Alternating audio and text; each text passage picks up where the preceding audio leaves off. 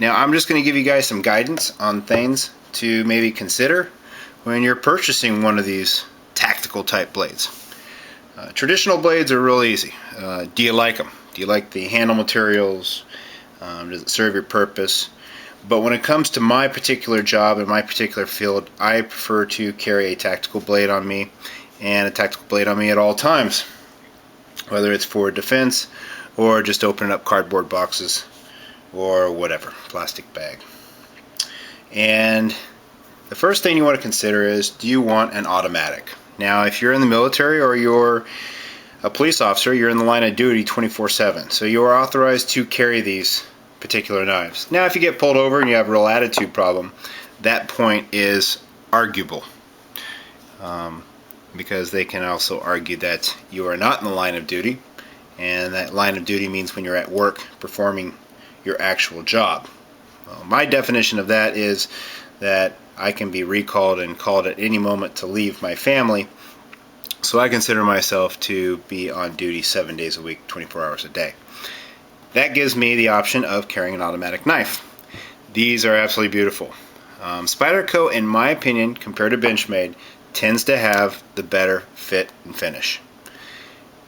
But in my opinion, Benchmade's automatics are by far better designed. What do I mean by that? How they sit in your pocket, how they function, the size, bang for your buck. They're absolutely beautiful. 2550 is one of my favorite Benchmade automatics. Absolutely gorgeous.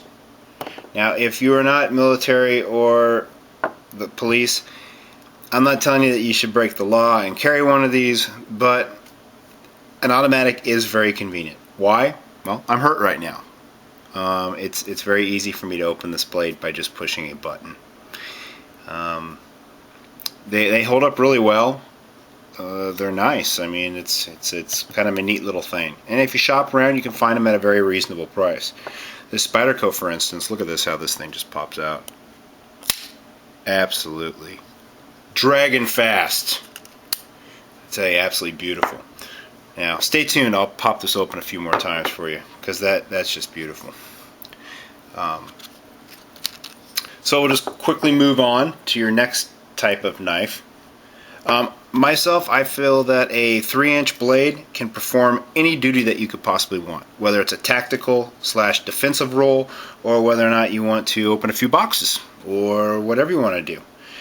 And something else you have to consider.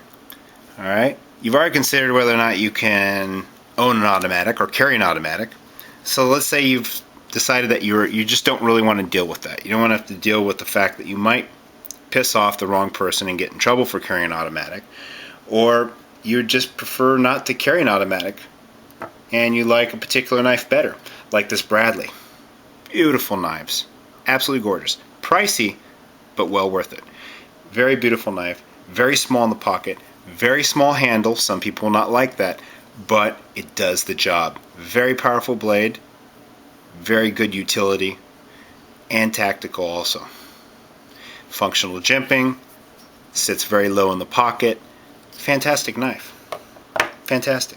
If you feel the handle's too short, you can throw yourself a lanyard on there, and I've done that to many of my knives. I've done it to one of my fixed blades, for instance.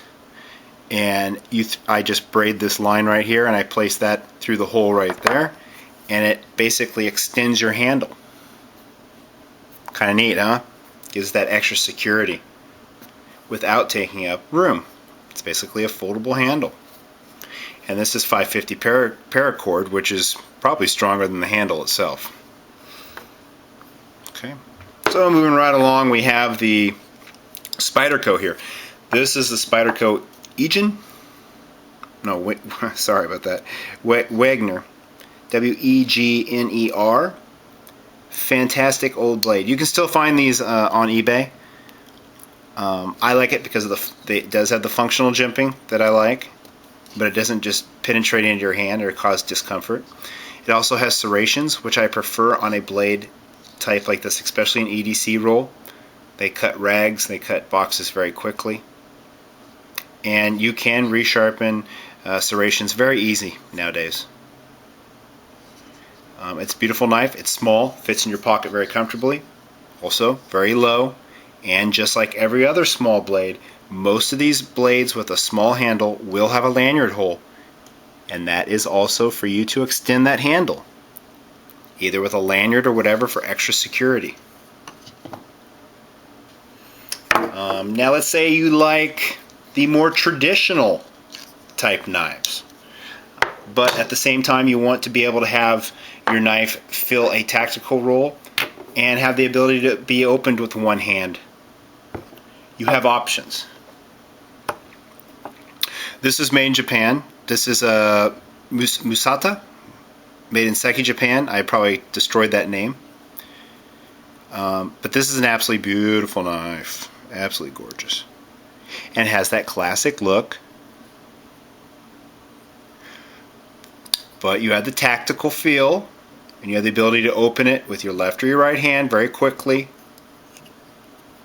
But at the same time, it has something that you could carry this in church.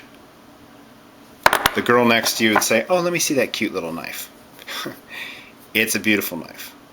Absolutely gorgeous. That's something you really need to consider. Are you going to be able to carry these at work? Is it legal for you to carry a knife like any of these at work?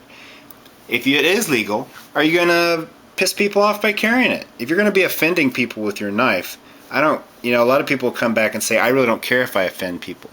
Well, you should care. That's how smokers used to be. When I was, 8 years old. Smoker would blow his smoke in your face, and then he'd turn around and go, "You know what? It's my right. If you don't like my cigarettes, you can go to another booth." Well, it's not the fact that the cigarettes were the problem. It was just that his attitude, or his insensitivity to the fact that, you know what, maybe you shouldn't blow your smoke in people's face. Well, you shouldn't really whip out a 4-inch blade in front of Mary Jane at your office if she doesn't like the sight of knives. And a knife like this would probably not offend anybody. But a knife like this might. But it has that classic look. The classic lines, sits very low in the pocket, very slender handle, doesn't take a big footprint, but at the same time you have a 3.5-inch blade. This is a knife that's really low key, but you get the utility and the tacticalness of one of these switchblades.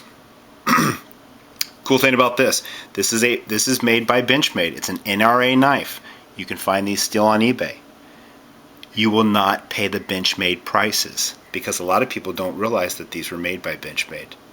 Just for the mere fact it says Benchmade, you're going to pay $120, $110, unless you really shop around, for a Benchmade knife. These will run you about $80, if not cheaper. NRA knife, what the heck is that, right? Well, it's an NRA knife made by Benchmade. And that's just a quick rundown of some advice and some guidance. And here's that Spyderco. Absolutely beautiful. Lightning fast. Beautiful blade, beautiful blade. Absolutely love it. Here's that Benchmade. Sweetness. Automatics are fun. They're a lot of fun. Staying agile is more fun though. And that's about it. You guys have a nice time. Hope you enjoyed the video. And I might expand on these if I get some comments. Thank you.